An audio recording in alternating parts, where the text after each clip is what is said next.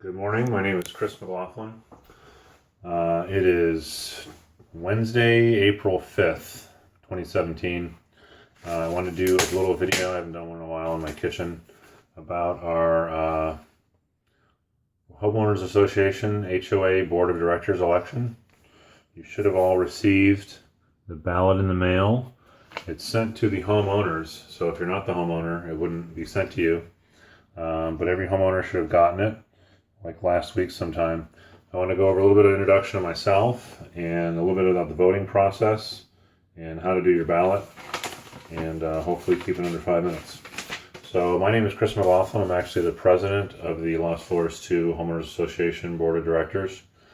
I've been the president for a few months. I'm not really that into being the president, but the old one sold her condo, Linda. You may remember Linda walking around here with a little dog.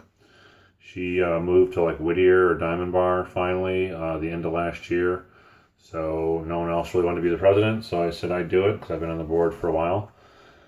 And, if someone else wants to take it over though, go for it. I'm not really that into it. I try to do a good job and, be responsive. So anyway, I thought as my first thing what I'd want to do is actually have, as president, an election that actually happens. What usually happens is not enough people turn this in, and we don't have an election. We don't count the votes if there's not a quorum. I think everybody who's currently on the board was all appointed. Like, no one's been elected in a while. So I thought maybe I'd go around and try to make a little effort to have everyone turn in their ballots, at least, I'll get into that at the end, the percentage-wise. But at least half of the ballots need to be turned in at first to have a quorum to be able to count the election. So anyway, let me get into the ballot process. You should have got the envelope in the mail. It has 2 envelopes and some forms. So the first one is to actually mail the envelope back to Power Stone or management company.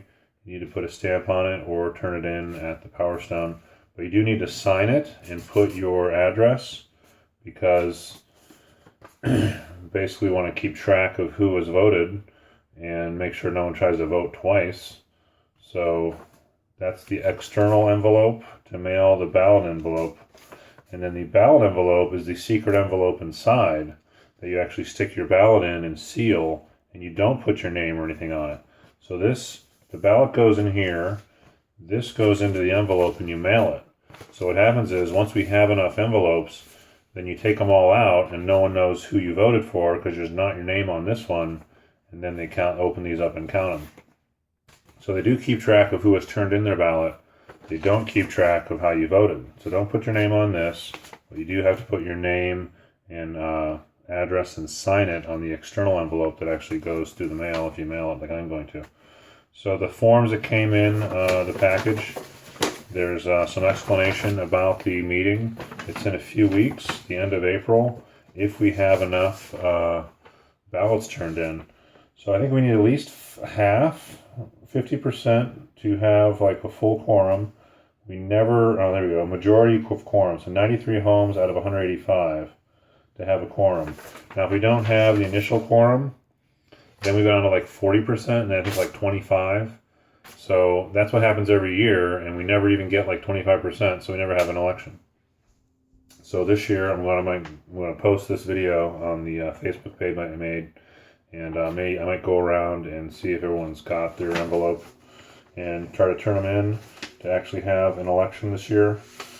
So the couple things so there's some information about it. There's the process and the dates and where to go. If you've never been to our management company, it's off of Irvine Center Drive, next to Lake Forest, next to the Irvine Spectrum. Off of like Bacon Irvine Center is how I get there. There's some candidate statements. We have 5 people running for the board. So currently the board has 5 seats, and we only have 3 members. Myself, Renata, and Orlando are currently on the board. We're all running for re-election. And we have 2 more people, Bazad and Pedro, running for the board. So we need at least like 3, but I'd like to have a full board. So that's why I'm kind of interested in people actually voting, have an election.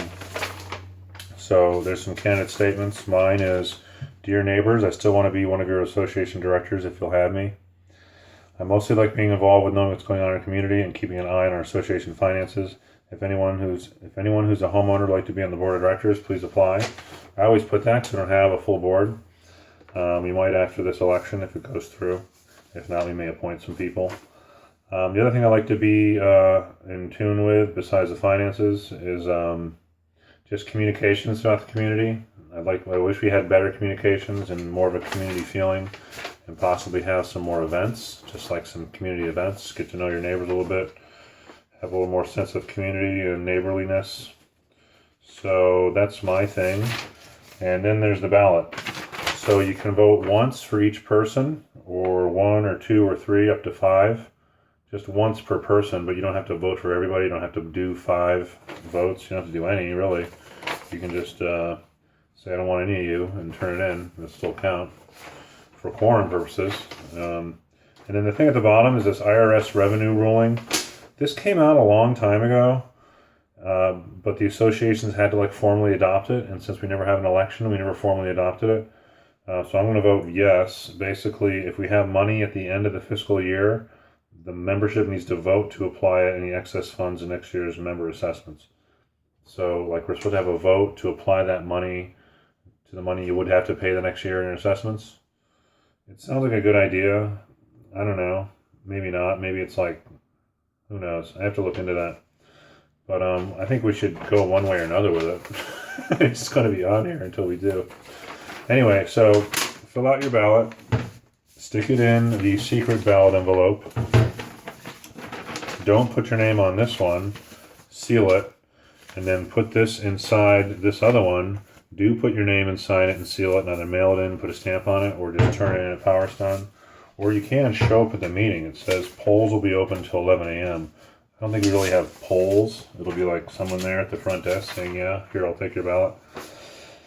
Till 11 a.m. on Friday, April 28th. That's in 2.5 weeks. No, 3.5 weeks. So 3.5 weeks to get this done. I want to go around, put some notices maybe, talk to some neighbors, and see if you have any questions. But basically, you should have seen this in the mail if you're a homeowner.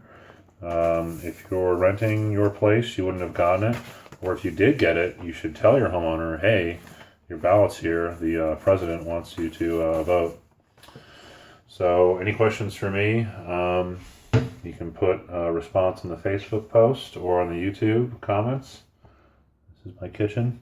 All right, well, I'm on my way to work. If you have any questions, let me know. If not, have a good Wednesday. And remember, the ballot is in 3 weeks. Okay, later. Take care.